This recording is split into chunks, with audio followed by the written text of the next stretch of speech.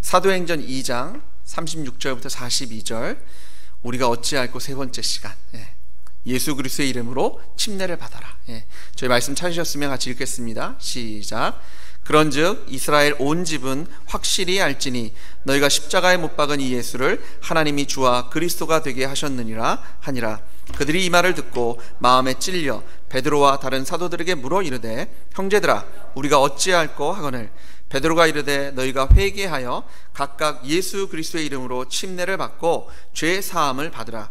그리하면 성령의 선물을 받으리니 이 약속은 너희와 너희 자녀와 모든 먼데 사람 곧 주 우리 하나님이 얼마든지 부르시는 자들에게 하신 것이라 하고, 또 여러 말로 확증하며 권하여 이르되, 너희가 이 패약한 세대에서 구원을 받으라 하니, 그 말을 받은 사람들은 침례를 받음에 이 날에 신도의 수가 3,000이나 더하더라.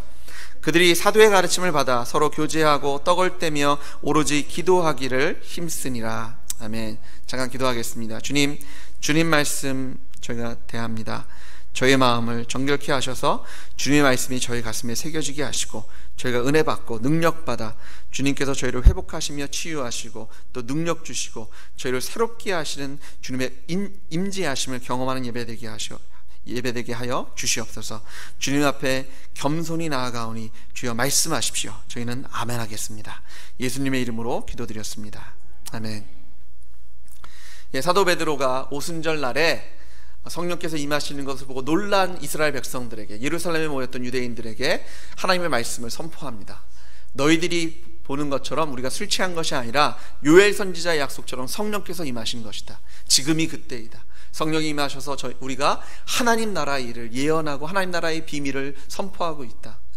그것이 가능한 것이 뭐예요? 예수 그리스도께서 부활하셔서 하나님께서 주와 그리스도를 삼으셨다. 그게 사도행전 2장 32절입니다. 하나님이 이 예수를 하나님이 살리신지라 우리가 다 이 일의 증인이니라. 예수님 살아나셔서 너희들은 예수를 죽였지만 요엘 선지자와 다윗 선지자가 말씀하셨던 것처럼 그 오실 메시아, 죽으실 수 없고 다시 부활하실 수밖에 없는, 음부의 권세가 어떻게 멸할 수 없는, 음부의 권세가 어떻게 잡아놓을 수 없는 사망을 멸하실 분, 그분이 바로 예수 그리스도시다. 그래서 우리가 그분의 증인이다 라고 얘기하면서 예수 그리스도를 선포했더니, 이제 그것에 찔림을 받은 유대인들이 우리가 어찌할꼬 마음의 찔림을 받아서 물어보는 겁니다. 저희가 어떻게 해야 합니까? 근데 왜 이들이 이렇게 찔림을 받았어요? 유대인들은 오실 메시아가 누군지 너무나 정확히 알고 있었어요. 이사야서 9장 6절부터 보시면, 이는 한 아이가 우리에게 낳고 한 아들을 우리에게 주신 바 되었는데 그의 어깨에는 정사를 메었고 그의 이름은 기묘자라, 모사라, 전능하신 하나님이라, 영존하시는 아버지라, 평강의 왕이라 할 것입니다. 이사야 선지자를 통해서 오실 메시아를 설명해 주셨어요. 한 아들이 이스라엘 백성 중에 태어날 겁니다. 그런데 그 아들은 어깨에 정사를 메고 권위를 가지고 왕으로 태어나실 거예요. 그래서 그 이름은 기묘자라, 아름다운, 모사라, 카운슬러, 저희를 위로하시고 저희를 평안케 하시는 분. 근데 더 놀라운 것은 이분이 사람으로 오셨는데요, 그분이 이렇게 됩니다. 전능하신 하나님이라, 영존하신 아버지라, 평강의 왕이라 할 것입니다. 사람으로 오신 이 예수가 그냥 사람이 아니라 하나님, 영존하시는 아버지, 평강의 왕, 그냥 육신의 왕이 아니라 만유의 왕으로 오실 메시아.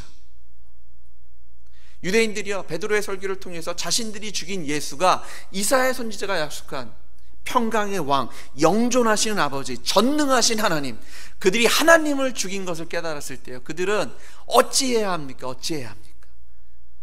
정말 마음이 다급해질 수밖에 없는 겁니다. 세상 사람들은 지금 자신들이 누구를 무시하고 있는지 몰라요.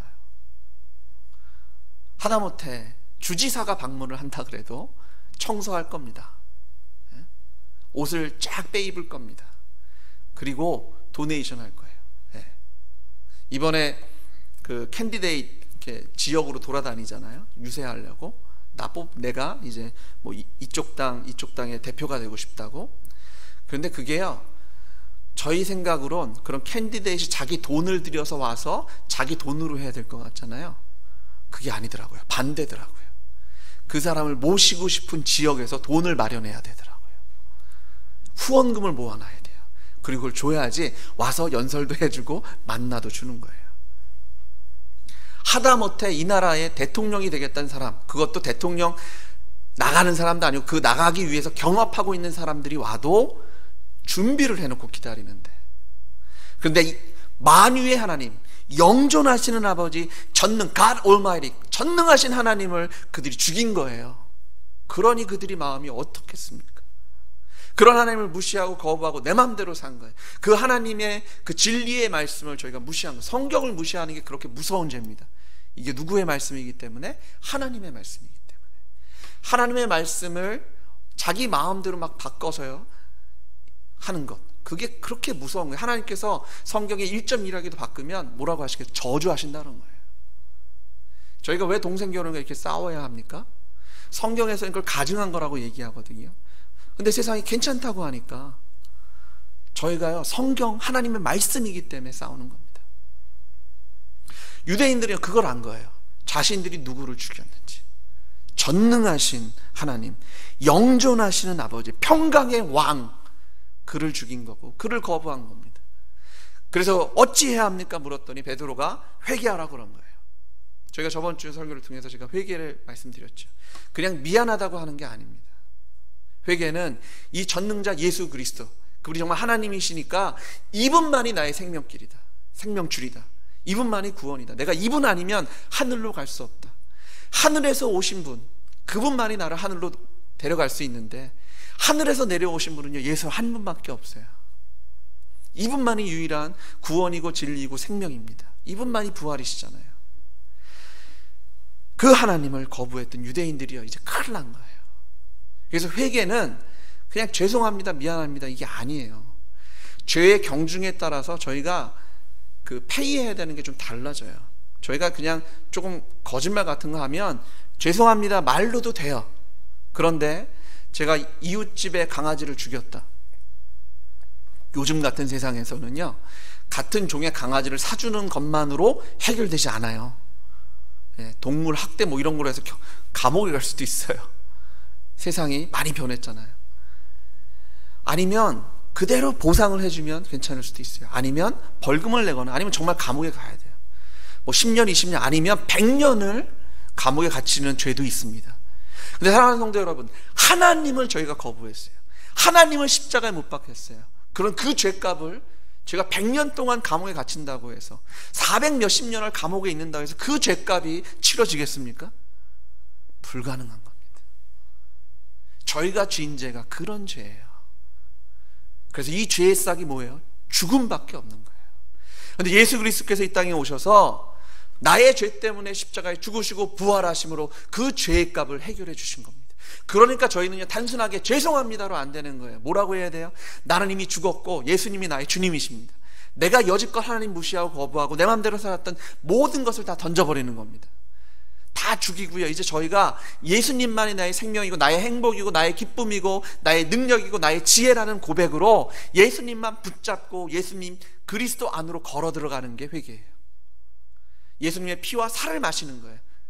다시 얘기해서 예수님과 더불어 사는 겁니다. 예수님이 아니면 난 죽습니다. 예수님만이 나의 생명줄이라는 고백, 그런 삶이 회개예요. 그런 회개를 하고 오늘 베드로가 이제 유대인들에게 이렇게 얘기하는 겁니다. 너희가 회개하고 그리스도의, 예수 그리스도의 이름으로 침례를 받아 죄사함을 받아라. 누구의 이름으로 침례를 받아요? 예수 그리스도의 이름으로 침례를 받으셔야 합니다. 회개가 단순하게 죄송합니다, 미안합니다 라고 얘기하는 것이 아닌 것처럼 침례도 단순하게 물에 들어갔다 나오는 의식이 아닙니다. 침례에 어떤 특별한 신령한 어떤 신비적인 능력이 있는 건 아닙니다. 하지만 그 침례가 가지고 있는 의미가 있어요. 그리고 제가 그 의미를 가지고 침례를 받을 때 거기에 하나님께서 저에게 주시는 신령한 역사가 있어요. 좀 믿습니다. 왜냐하면 그것이 저희의 믿음의 고백이기 때문에. 근데 물에 들어갔다 나오는 것 자체로는요, 아무런 의미가 없어요. 저는 여름에는 매일 물에 들어갔다 나오는데요, 아침에 샤워도 하고 수영장에 가면 몇 번씩 들어갔다 나오는데, 침례는요, 단지 물에 들어갔다 나왔다, 내가 물을 뿌렸다, 그런 것이 아니에요. 침례의 의미가 있습니다. 그래서 베드로가 너희가 예수 그리스도의 이름으로 침례를 받고 제사함을 받으라 하는 것에는요, 숨겨진 의미가 있어요. 누구의 이름으로? 예수 그리스도의 이름으로 침례를 받으셔야 돼요. 왜냐하면 하늘에서 내려오셔서 저희의 죄값을 대신해 주신 분은 예수님밖에 안 계세요. 나를 구원해 줄 수 있는 것은 예수님밖에 안 계세요. 돈이건 인맥이건 지혜건 지식이건 그 어떤 것도 저희에게 행복을 줄 수도 없고요, 저희를 영생하게 할 수도 없고, 저희를 구원해 줄 수도 없습니다. 저희 인생의 문제를 해결해 줄 수 있는 것도 없어요. 오직 누구만이? 예수 그리스도만이. 그래서 저희가 예수님의 이름으로 침례를 받는 겁니다. 자, 그러면 침례가 무엇일까요? 침례는 노아의 홍수와 홍해의 사건을 통해서 저희가 침례의 의미를 찾아볼 수 있습니다. 노아의 홍수 때 물 아래 잠긴 것들은 다 죽었어요. 물 위에 떠있던 방주 위에 있었던 짐승들과 노아의 식구들만이 살았습니다. 그래서 침례는요, 저희가 물에 들어가면 무슨 의미예요? 물 아래에 있는 것은 다 죽는 거예요. 그리고 다시 일어나잖아요. 그러면 저희가 다시 사는 겁니다. 홍해 사건도 마찬가지입니다. 하나님께서 물을 가르셨어요. 그래서 이스라엘 백성들이 그 홍해를 건넜습니다. 애굽 병사들이 홍해를 건너려고 같이 들어왔는데 하나님께서 그 물을 다시 풀어놓으시죠. 그래서 애굽 병사들이 다 수장당합니다. 물 아래에 있는 것은요, 죽는 겁니다. 하지만 물 위에 있는 것은 사는 거예요. 침례의 의미는 저희가 단순히 물에 들어갔다 나오는 것이 아닙니다. 요한이 베풀었던 침례는요, 회개의 의미가 큽니다. 마치 옷을 빨듯이 저희의 죄를 털어내는 거예요. 그래서 침례 요한의 침례는 제사와 같아요. 저희가 어떤 죄를 지면 양을 잡고 소를 잡고 비둘기를 잡고 그 피를 통해서 하나님께 제사드리면 저희의 죄를 사하잖아요. 하지만 그것이 영원한 제사가 될 수 없어요. 저희의 죄를 씻을 뿐입니다. 그런데 예수 그리스도의 이름으로 받는 침례는요, 영원한 죄사함이 있어요. 왜냐하면 누구의 이름으로 받기 때문에? 예수 그리스도의 이름으로 받기 때문에 그래요. 그냥 짐승의 피가 아니에요. 누구의 피입니까? 예수님의 피는요, 하나님의 피입니다. 영존하시는 아버지, 전능한 하나님, 평강의 왕의 그 흘리신 피가 저희를 새롭게 하는 거예요. 그래서 저희가 침례 받으실 때 의식으로 받으시면 안 돼요. 저희가 그 의미를 정확히 알고 침례를 받으셔야 합니다. 그래서 저희가 예수 그리스도를 이름으로 침례를 받는다는 것은요, 내가 예수님과 함께 십자가에 죽고 내가 그리스도와 함께 다시 사는, 갈라디아서 2장 20절의 고백이에요. 내가 그리스도와 함께 십자가에 못 박혔나니 그런즉 이제는 내가 사는 것이 아니요 오직 내 안에 그리스도께서 사는 것이라. 이제 내가 육체 가운데 사는 것은 나를 사랑하사 나를 위하여 자기 자신을 버리신 하나님의 아들을 믿는 믿음으로 사는 것이다. 그게 침례의 고백입니다. 그래서 진정한 회개는요, 예수님의 이름으로 침례 받는 것과 같아요. 저희가 회개를 했다면 침례를 받는 겁니다. 그리고 침례를 통해서 저희가 죄 씻음을 확인해요. 그래서 저희가 오늘 세 가지를 들어서 침례의 의미를 조금 더 정확히 자세하게 좀 생각해 보려고 합니다. 예수님의 이름으로 침례를 받는다는 것이 어떤 의미가 있는지. 첫 번째는요, 침례에는 죄 씻음의 의미가 있습니다. 죄를 씻어주세요. 그런데 그냥 씻는 게 아니에요. 침례의 의미는 옛사람은 죽었다라는 겁니다. 하나님께서 우리의 죄악을요, 흰 눈과 같이 하십니다. 더 이상 옛 것에 잡혀 있을 이유가 없어요. 저희가 이미 다 죽은 자예요. 그리고 하나님께서 저희를 다시 살리시는 거예요. 하나님께서 깨끗하게 하신 거예요. 하나님께서 저 사람은 새로운 사람이라고 말씀하신 거예요. 그러니까 저희는 뭐라고 말해야 돼요? 저희가 하나님께서 깨끗하게 하신 것을 저희가 더럽다라고 얘기할 수 없습니다. 베드로가 환상을 봅니다. 비몽사몽간에 하나님께서 바구니에 각종 이상한 짐승들, 더러운 짐승들, 먹을 수 없는 짐승들, 그런 것들을 가득 담아서 보내주세요. 그리고 먹으라 그래요. 베드로가 이렇게 얘기하죠. 난 먹을 수 없습니다. 물론 예수님 만나기 전에 내가 형식적인 유대인이었지만 그래도 나는 하나님이 거룩하다고 하지 않으신 것은 안 먹었다. 유대인들이 이 음식에 아주 민감하잖아요. 안 먹어요. 하나님께서 먹지 말라고 하신 거. 안 먹는다고 그러는 거죠. 근데 하나님께서 3번을 그러시는 거예요. 베드로가 뭐라고 그럽니까? 하나님께서 거룩하다고 하신 것을 내가 더럽다라고 할 수 없구나. 하나님께서 거룩하게 하셨어요. 그런데요, 저희가 과거에 잡혀 사시는 분들이 있어요. 내 과거의 죄. 그래서 이렇게 얘기합니다. 나는 할 수 없어요. 나는 주변이 안 되고 나는 능력도 없고. 여러분, 하나님께서 여러분을 새롭게 하셨어요. 하나님께서 믿는 자에게 못할 일이 없다라고 말씀하셨습니다. 근데 왜 하나님께 토를 다십니까? 하나님이 거룩하다고 하셨는데 왜 나는 안 된다라고 그러십니까? 과거에 집착하지 마세요. 지금 내 모습에 거기에 좌절하지 마세요. 무릎 꿇지 마십시오. 그게 다 사단이 주는 마음이에요. 하나님께서는요, 저희를 그냥 빠신 게 아니에요. 저희를 새롭게 하셨습니다. 제가 미국에 와서 처음 산 아파트가요, 학교 들어가서 이제 처음 산 아파트가 기숙사입니다. 근데 제가 다녔던 학교가 참 오래된 학교예요. 그래가지고 기숙사가 보통 세게 30년, 조금 그래도 오래된 편이다 한 게 50년, 더 오래된 게 한 70년짜리도 있어요. 그런데 미국 사람들 얼마나 그 관리를 잘하는지요. 너무 깨끗해요. 근데 제가 나중에 안 건데요, 페인트 칠 두께가 장난이 아니에요. 이렇게 두꺼운 거예요.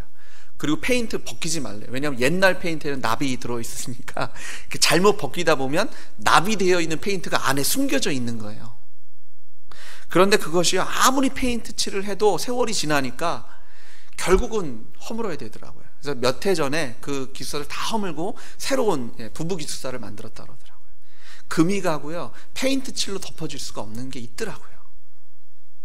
사랑하는 성도 여러분, 하나님께서 여러분을 깨끗게 하셨습니다. 근데 그거는요, 예수님께서 주님의 그 보혈의 피로 여러분을 그냥 색칠하신 게 아니라는 거예요. 덮으신 게 아닙니다. 여러분 죽었고 예수 그리스도 함께 사셨어요. 사셨는데 하나님 이렇게 말씀하니 너희는 새로운 피조물이다. 너희는 이제 거룩하다. 하나님께서 거룩하다 하셨는데 왜 안 된다라고 말씀하세요? 믿는 자에게요, 능치 못할 일이 없습니다. 하나님께서 능치 못할 일이 없다고 말씀하셨어요. 믿으면. 근데 왜 못한다고 하십니까? 왜 걱정하십니까? 왜 두려워하십니까? 저희가 침례를 받았다는 의미는요, 내 죄가 다 씻겨졌다는 거예요. 나는 새로운 사람이 됐다는 겁니다. 나의 과거는 다 벗어버린 거예요. 회개의 의미가 그렇지 않습니까? 저희가 다 벗어 던진 겁니다. 옛 것은 사라진 거예요. 그러니까 진정한 회개를 하면 침례 받는 거예요. 내가 새로워지는, 예수와 함께 사시는 줄 믿으시기 바랍니다. 그랬더니 그런 사람들을 예수님께서 이렇게 부르세요. 이렇게 표현하세요. 고린도후서 6장 9절부터 10절에 무명한 자 같으나 유명한 자, 죽은 자 같으나 보라 우리가 살아있고, 징계를 받는 자 같으나 죽임을 당하지 아니하고, 근심하는 자 같으나 항상 기뻐하고, 가난한 자 같으나 많은 사람을 부유하게 하고, 아무것도 없는 자 같으나 모든 것을 가진 자로다. 아멘.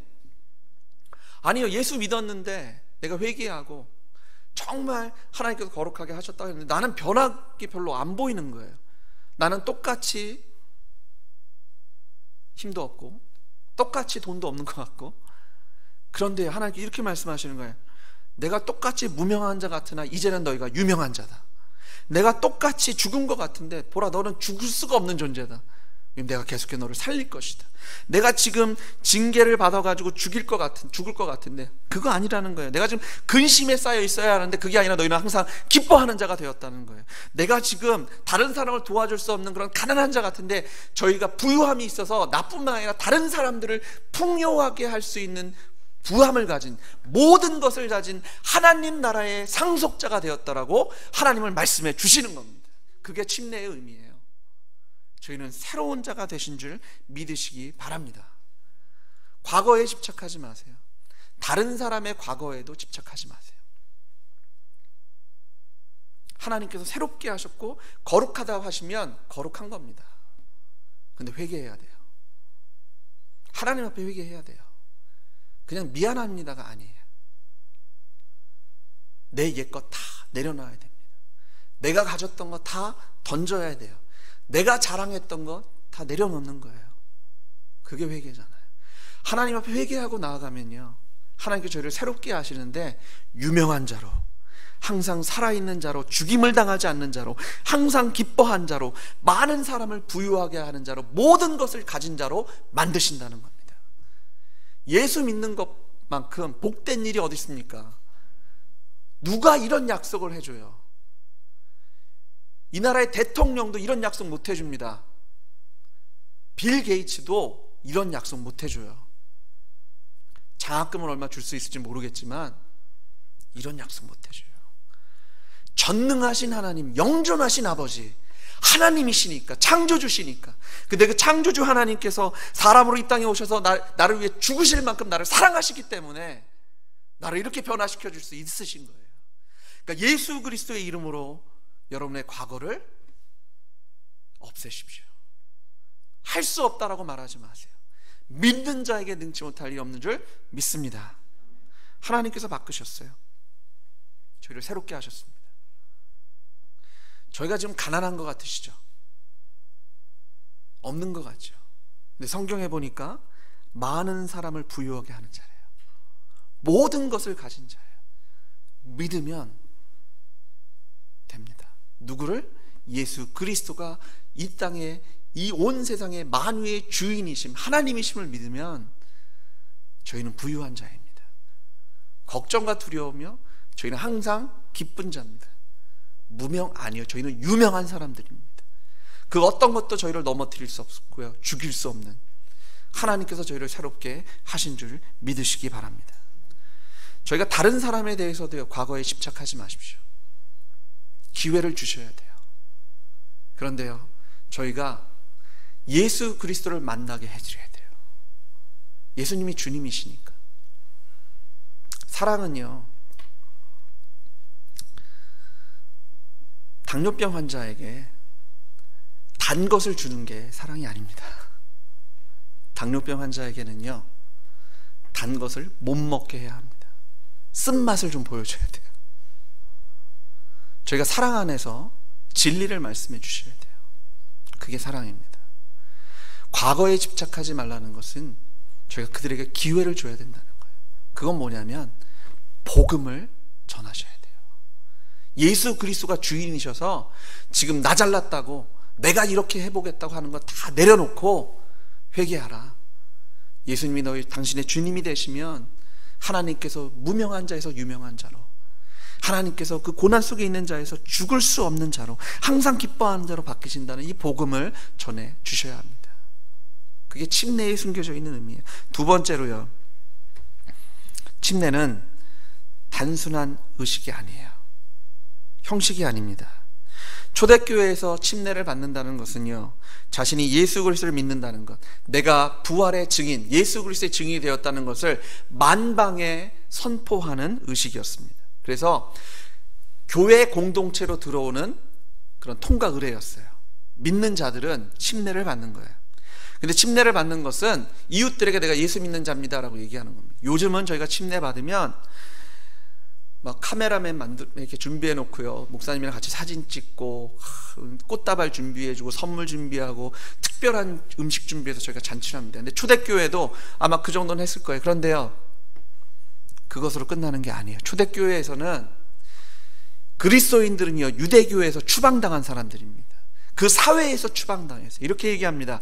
나는 당신들과 이제 장사를 안 합니다. 물건도 안 팔 겁니다. 물건도 안 살 겁니다. 그리고 만약 그리스도인이 어떤 불량배에게 맞고 있다고 해도요, 유대교 경찰은 그 불량배를 막지 않아요. 왜? 그 그리스도인은 자신의 책임이 아니에요. 누가 죽인다고 해도요, 살인죄를 적용하지 않아요. 쫓겨난 사람, 나랑 상관없는 사람. 특별히 고아와 가부들은요, 경제력이 없었잖아요. 그 사람들은요, 내가 정부로부터 받을 수 있는, 유대교로부터 받을 수 있는 도움을, 월페어를 안 받겠다라는 거예요. 못 받는 겁니다. 안 줘요. 침례는요, 몰래 하지 않았어요. 공적으로 했어요. 침례를 받는다는 것은 내가 예수 그리스도의 이름으로 핍박을 받을지라도 나는 부활의 증인으로 살겠습니다라는 고백입니다. 그 정도 고백해야 교회 안으로 들어왔어요. 그런 사람이 믿는 자였습니다. 그런 믿는 자들에게 능치 못할 일이 없을 줄 제가 믿습니다. 예수 믿으십시오. 그냥 말로만 믿지 마세요. 예수 믿어야 교인입니다. 믿는 자예요. 예수 믿어야 저희가 교회 안에서 한 공동체가 돼서 하나님의 나라의 일을 같이 도모할 수 있는 겁니다. 예수님께서 마태복음 5장 15절에 사람이 등불을 켜서 말 아래 두지 아니하고 등경 위에 두나니 이러므로 집안 모든 사람에게 비치니라. 하나님께서는요 저에게 빛과 소금이 되라고 말씀하셔서, 그런데 어디 구석에 가서 조그만 데 이렇게 숨어서 믿으라고 얘기하지 않으셨어요. 등경 위로 가서 온 세상을 비추라고 말씀하세요. 침례는요, 내가 이 세상의 등불입니다, 내가 부활의 증인, 예수 그리스도의 복음의 증인입니다를 선포하는 의식이었어요. 그러니까 형식이 아니에요. 그냥 단지 물에 들어갔다 나오는 것으로 끝나는 게 아닙니다. 이것은 내가 예수의 이름으로 핍박을 받겠습니다, 믿음으로 살겠습니다, 내가 예수만 붙잡고 살겠습니다라는 고백이 침례에 숨겨있는 줄 믿으시기 바랍니다. 침례는 예수 그리스도의 이름으로 내가 제약을 받고 고난을 받겠다는 거예요. 저는 목사잖아요. 그래서 제가 동네 상점에 갈 때도 그냥 반바지 트레이닝 입고 못 나가요. 혹시나 해서. 한국 사람이 봤는데 나중에 유튜브를 봤더니 목사네. 근데 목사가 평소에 저러고 다녀? 에이 안 가. 뭐 이럴 수 있잖아요. 저는 어디 가도 웬만하면 안 싸워요. 상점에 그 팁이 막 이렇게 서비스가 마음에 안 들어도 팁을 줍니다. 한국 상점에서는 한국 가게에서는. 목사니까. 제약이 있어요. 예수님의 이름을 비추기 위해서 제가 인내합니다. 막 욱하는데 참아요. 사랑합니다. 이게 힘든가요? 근데 사도들은요 이걸 다르게 얘기해요. 사도행전 5장 40절부터 42절을 보시면, 그들이 옳게 여겨 사도들을 불러들여 책짓질하여 예수의 이름으로 말하는 것을 금하여 놓으니, 책짓질했어요. 그리고 예수님 말하지 마, 예수를 전하지 마 이랬더니 41절에 사도들은 그 이름을 위하여 능욕받는 일에 합당한 자로 여기심을 기뻐하면서 공회 앞을 떠나니라. 그들이 날마다 성전에 있든지 집에 있든지 예수는 그리스도라고 가르치기와 전도하기를 그치지 아니하니라. 사도들은요 자기가 예수의 이름 때문에 고난받는 거에 합당한 자가 됐다는 것에 지금 기뻐 날뛰고 있습니다. 그리고요 숨는 게 아니에요. 성전에 있든지 집에 있든지 때를 얻든지 못 얻든지 예수 그리스도는 주님이십니다, 그분이 그리스도시고 그분이 나의 하나님이십니다라는 그 복음을 전하고 있다는 거예요. 근데 그 이유가 뭐예요? 마태복음 5장 11절에 보시면 예수님께서 이런 약속을 해주세요. 나로 말미암아 너희를 욕하고 박해하고 거짓으로 너희를 거슬려 모든 악한 말을 할 때에는 너희에게 복이 있나니 기뻐하고 즐거워하라. 하늘에서 너희의 상이 큼이라. 할렐루야. 사도들은요 이걸 기억한 거예요. 내가 예수의 이름으로 핍박을 받으면 이것이 축복이다. 하늘나라에서 상급이 큼이라. 사도들은 안 거예요. 자기가 무명자였는데 이제 유명한 자가 됐어요. 내가 지금 징계를 받고 내가 죽을 것 같은데 내가 죽을 수 있는 존재가 아니, 나는 항상 살 수밖에 없는 사람이, 내가 지금 걱정과 근심과 두려움이 막 들려오지만 나는 항상 기뻐할 수밖에 없는 사람이에요. 예수님께서 그냥 덫이 가신 게 아니고 저희를요 완전히 새로운 사람으로 바꾸신 줄 믿으시기 바랍니다. 그게 침례예요. 그러니까 저희가 등경 위로 올라서는 겁니다. 온 세상에 얘기하는 거예요. 나는 예수 믿는 자입니다. 그래서 나는 예수님 말씀대로 살 겁니다. 저희가 왜 동성 결혼을 반대합니까? 저희가 사람들을 미워해서? 하나님 말씀에 이건 가증한 거라고 말씀하셨어요. 저희가 예수 믿는다는 것은요 세상의 법을 지켜야 하지만 하나님 나라의 법과 세상의 법이 상충하면 저희는 누구 걸 따라가야 돼요? 하나님 나라 법 따르겠다는 겁니다. 그게 예수 믿는 거예요. 세상에선 이렇게 저렇게 말하고 세상에선 이런 방법으로 살아야 되지만 성경은 그렇게 얘기하지 않으면 저희는 성경대로 사는 겁니다. 그래서 핍박받는 거예요. 그래서 미움받는 겁니다. 그래서 편협하다는 소리 듣는 거고, 그래서 사랑이 없다는 소리 듣는 거예요. 아니요, 저희는 누구보다 사랑이 많은 자예요. 예수님 그 자체가 사랑이신데, 하지만 저희는 그 세상을 향해서 너희가 틀렸다라고 얘기할 수밖에 없는 거예요. 사랑으로 회개하기를 기다리며 인내하는 겁니다. 어디서 얘기해요? 가장 높은 곳에 서서 말씀하셔야 돼요. 킴 데이비스 자매가 왜 거부해요?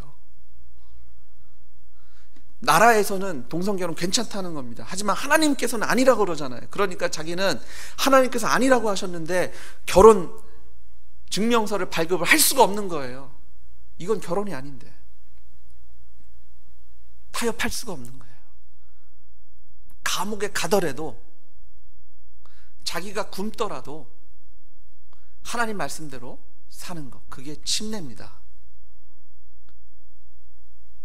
침례교회 회원이 되시려면 침례 받으셔야 돼요. 침례교회 교인의 자격이 얼마나 높은지 아시겠죠? 그냥 말로 믿는 것 갖고 안 됩니다. 그냥 말로 죄송합니다 이걸로 안 돼요. 예수와 함께 죽으시고 예수와 함께 사셔서 예수님이 나의 주님이신 걸 고백하셔야 교인인 겁니다. 예수 제대로 믿으셔야 돼요. 저희가 예수님을 제대로 믿어야 세상의 빛과 소금이 될 수 있어요. 저희가 조롱을 받고 핍박을 받을 수는 있지만 세상에서 빛으로 움직일 때 저희 때문에, 그 믿음 때문에 하나님이 이 세상을 바꾸실 겁니다. 이미 역사에 있잖아요. 로마가요 얼마나 흥청망청하고요 잔인한 그런 나라였는지 몰라요. 그때 당시에 부패는요 지금 뭐 할 거 없어요. 이런 얘기가 있잖아요. 먹는 게 너무 좋아서 계속 먹다가 토하고 또 먹고. 남색이요 동성연애 그때도 있었어요. 더 심했어요. 근데 그런 나라를 유대 예루살렘 작은 곳 12명, 120명, 70몇 명, 그 믿음의 사람들이 전 세계를 변화시킨 줄 믿으시기 바랍니다. 저희가 그분들 때문에 지금 복음 들고 있잖아요. 믿음의 역사하는 힘이 이렇게 큽니다. 믿는 자에게 불가능이 없어요. 예수님이 나의 주님이신 것을, 내가 정말 예수와 함께 죽고 예수와 함께 부활해서 예수가 나의 주님이신 것, 그 부활하신 예수님을 저희가 붙잡으면 이 세상도 변화시킬 줄 제가 믿습니다. 박해받는 게요 축복입니다. 하나님께서 주신 팔복이에요. 예수 그리스도의 이름으로 고난받으면 하늘에서 상급이 클 줄 믿습니다. 세 번째는요, 침례에는요 다시 사는 의미가 있어요. 산성도 여러분, 고난받고 핍박받는 거 두려워하지 마세요. 예수님 고작해야 땅속에 며칠 계셨어요? 3일 계셨습니다. 3일만 참으세요. 며칠만 참으세요. 고작해야 7년 대환란입니다. 7년만 참으세요. 저희가 받는 핍박과 고난은요 한계가 있어요. 그리고요 그 핍박과 고난은 저희를 죽일 수가 없습니다. 어떤 것도요 저희를 죽일 수가 없어요. 어떤 것도 저희를 무너뜨릴 수가 없어요. 왜냐하면 예수님께서 이미 승리해 버리셨어요. 예수님께서 이미 저희를 보호하세요. 저희가 그분의 자녀가 돼 버렸네요. 그 어떤 것도 저희를 해할 수 없음을 믿으시기 바랍니다. 저희를 불편하게 할 수 있어요. 저희를 지금 힘들게 할 수 있어요. 저희 눈에 내가 지금 정말 죽을 것 같은 것처럼 느끼게 할 수는 있어요. 하지만 저희를 죽일 수 있는 건 없어요. 저희의 육신이 죽을 수는 있습니다. 하지만 예수님 다시 오실 때 저희는 다시 부활합니다. 저희를 죽일 수 있는 게 없어요. 죽은 줄 알았는데 다시 산다니까요. 얼마나 무섭겠어요. 저희의 적들은요 이길 수 없는 싸움을 하는 거예요. 죽인 줄 알았는데 다음날 가보니까 다시 일어나 있는 거예요. 이거보다 희겁하는 게 어디 있어요. 얼마나 놀랐겠습니까? 여러분과 제가 그런 존재들입니다. 그러니까 예수님 이 침례의 이 부활, 다시 사는 것은요 저에게 희망을 줍니다. 하늘의 소망, 이 부활의 소망. 그래서 저희는 이 부활의 소망 때문에요 지금 저희가 겪고 있는 고난과 핍박과 어려움, 이것이 문제가 안 되는 거예요. 믿는 것은 보이지 않는 것을 믿는 거잖아요. 힘들거든요. 근데 예수님께서 얼마나 자상하신지 저희한테 보이지 않는 걸 보여주셨어요. 예수님께서 먼저 오셔서 죽으시고 부활해 버리신 거예요. 그래서 성경에 보니까 고린도서 15장 20절에 예수님께서 하시면 이렇게 얘기합니다. 그러나 이제 그리스도께서 죽은 자 가운데서 다시 살아나사 잠자는 자들의 첫 열매가 되셨도다. 사망이 한 사람으로 말미암았으니 죽은 자의 부활도 한 사람으로 말미암도다. 아담 안에서 모든 사람이 죽은 것 같이 그리스도 안에서 모든 사람이 삶을 얻으리라. 그러나 각각 자기 차례대로 되리니 먼저 첫 열매인 그리스도요, 다음은 그가 강림하실 때에 그리스도에게 속한 자요, 그 후에 마지막이니 그가 모든 통치와 모든 권세와 능력을 멸하시고 나라를 아버지 하나님께 바칠 때라. 예수님께서 첫 열매가 되셨어요. 첫 시범이 되주셨어요. 그래서 예수님께서 부활하심으로 저에게 부활의 소망을 주신 줄 믿으시기 바랍니다. 예수님 부활하셨잖아요. 저희도 부활합니다. 예수님 모든 고난과 환난을 이기셨잖아요. 저희도 이깁니다. 이 세상에서 저희를 죽일 수 있는 건 아무것도 없어요. 저희를 실패하게 하고 좌절하고 저희를 무너뜨릴 수 있는 것 아무것도 없는 줄 믿으시기 바랍니다. 저희는요, 죽을까봐, 다칠까봐, 패할까봐 저희가 100%를 다해서 못 살아요. 운동을 할 때도요, 100% 다 하면 어깨에 힘들어가서 공이 뭐 잘못 맞고 뭐 이렇게 해가지고 잘못 나가고 뭐 다친다고 100% 하지 말라 그래요. 한 7, 80% 그게 더 잘 쳐진다 그래요. 그러면 이렇게 정상적으로 딱딱 갈 수는 있지만 100%는 아니에요. 왜? 잘못될까봐, 실패할까봐, 다칠까봐, 죽을까봐. 근데 그리스도인들에게는요, 죽어도 다시 살아요. 실패하는 것 같은데 저희는 승리해요. 다친 것 같은데 하나님께서 치료하셔서 더 강건하게 하시네요. 저희는 승리할 수밖에 없는 존재인 걸 믿으십시오. 두려워하지 마세요. 걱정하지 마세요. 믿음으로 나아가시면 하나님께서 허락하신 이 세상은 저희가 다스리고 정복하고 다스려야 할 땅입니다. 그런데 왜 숨으십니까? 무엇이 무서워서? 뭘 두려워하십니까? 저희 손에 있는 돈과 저희 손에 있는 인맥과 저희 손에 있는 어떤 것이 중요한 게 아니에요. 보이지 않지만 예수님께서 미리 보여주신 그 첫 열매가 되어신 예수님의 부활이 저희의 소망이에요. 부활하신 예수님만 잡으면 저희는 승리할 줄 믿습니다. 그래서 고린도후서 4장 8절을 보니까 바울이 이렇게 얘기합니다. 우리가 사방으로 우겨섬을 당하여도 쌓이지 아니하며 답답한 일을 당하여도 낙심하지 아니하며 박해를 받아도 버림받지 아니하며 거꾸로 튀김을 당하여도 망하지 아니하고 우리가 항상 예수의 죽음을 몸에 지어짐은 예수의 생명이 또한 우리 몸에 나타나게 하려 함이라. 아멘. 난 죽을 것 같아요. 막 우겨 쌓여서요, 지금 사람들에게 몰매를 맞고 있어요. 너무 답답해서 낙심, 마음이 떨어질 것 같아요. 심장이 떨어질 것 같아요. 죽을 것 같아요. 박해를 받아요. 조롱을 당해요. 나를 막 넘어뜨리려고, 거꾸로 튀려고 막 해요. 나를 망하게 하려고 합니다. 근데 그럴 수 없어요. 왜냐하면 그 안에 예수가 저희와 함께 하시기 때문에 그래요. 예수님이 함께 하시니까, 예수님이 그 십자가를 저어주시니까 예수님의 특기가 뭐예요? 다시 사시는 거예요. 부활하시는 거예요. 그러니까 저희를 살리시는 겁니다. 그래서 그리스도인들은요, 오뚜기들이에요. 오뚜기를요, 백날 넘어뜨리려고 밀어보십시오. 넘어지나.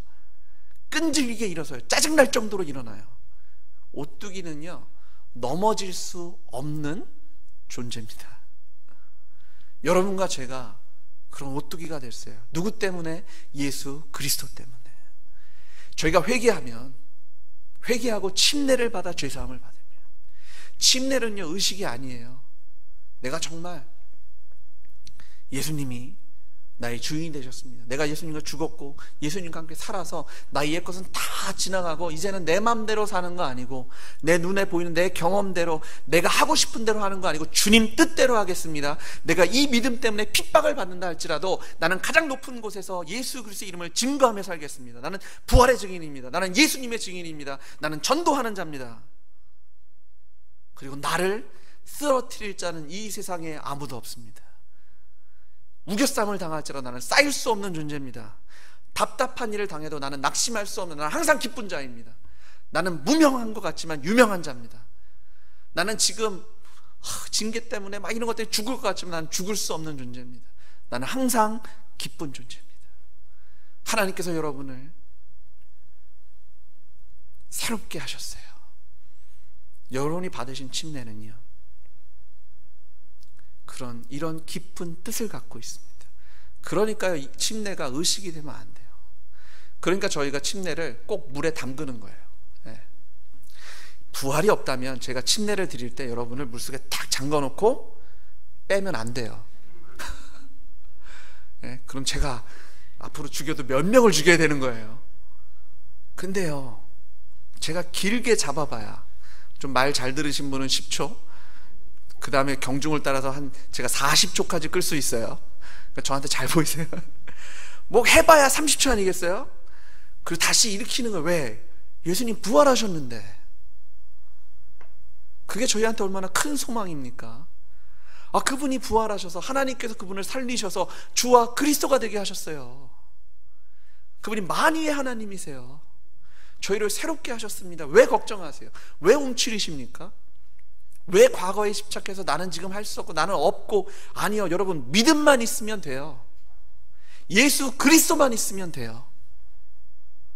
그럼 저희 행복하다니까요. 그럼 저희 유명한 자고요, 다른 사람을 도울 수 있는 부한 자, 모든 것을 가진 자. 벅차지 않으십니까? 믿음만 있으면 돼요. 예수님만, 부활하신 예수님, 그분이 나의 주님이시면 돼요. 그분이 하나님이시면 돼요. 내 옛것 다 내려놓고요, 나 잘난 거 아무것도 없고 나 자랑할 것 없고, 내가 정말 흉악한 죄인이었는데, 내가 하나님을 죽인 자인데, 천지를 창조하신 분을 거부했던 자인데, 이제는 그거 다 내려놓고 예수님이 하나님, 그분이 나의 주, 이 성경이 하나님의 말씀, 그래서 이 말씀대로 살겠습니다. 이 말씀이 하라는 대로 저는 합니다. 그 고백만 있으면 하나님께서 여러분을 부활의 소망으로 인도하실 줄을 믿습니다. 아멘. 오늘 이 아침에 하나님, 제가 예수님의 이름으로 침례받기 원합니다. 나를 씻으십시오. 나를 새롭게 하십시오. 내가 죽었습니다. 이제 예수님과 함께 살고 그분이 나의 주님이십니다. 나는 이제 새로운 자, 나는 죽을 수 없는 자, 나는 유명한 자, 나는 모든 것을 가진 자, 다른 사람들을 도와줄 수 있는 자, 당당한 자, 기뻐하는 자입니다. 나는 오뚝입니다. 주님 앞에 그 믿음의 고백하신 여러분 되시기를 주님의 이름으로 축원합니다. 같이 기도하겠습니다. 사랑의 하나님, 사방으로 우겨쌈을 당하여도 쌓이지 아니하며, 답답한 일을 당하여도 낙심하지 아니하고, 박해를 받아도 버림받지 아니하며, 거꾸러뜨림을 당하도 망하지 아니하는 예수 그리스도의 생명이 저희와 함께함이 얼마나 큰 기쁨인지, 아버지 하나님 감사합니다. 감사합니다. 저희를 새롭게 하셨습니다. 이제는 저희가 새로운 사람으로 살겠습니다. 아버지 하나님, 예수 그리스도의 보혈의 피로 저희를 침례를 주십시오. 저희를 죄 사함을 받게 하여 주십시오. 저희를 전혀 새로운 사람으로 하셔서 저희가 이제는 믿음 가지고 주님 바라보며, 주님만을 바라보며 살아가는 저희 될 수 있도록 축복하여 주시옵소서. 가장 높은 곳에서 예수 그리스도의 증인, 부활의 증인으로 살겠습니다. 아버지 하나님, 저희를 복 주시옵소서. 예수님의 이름으로 기도드렸습니다. 아멘.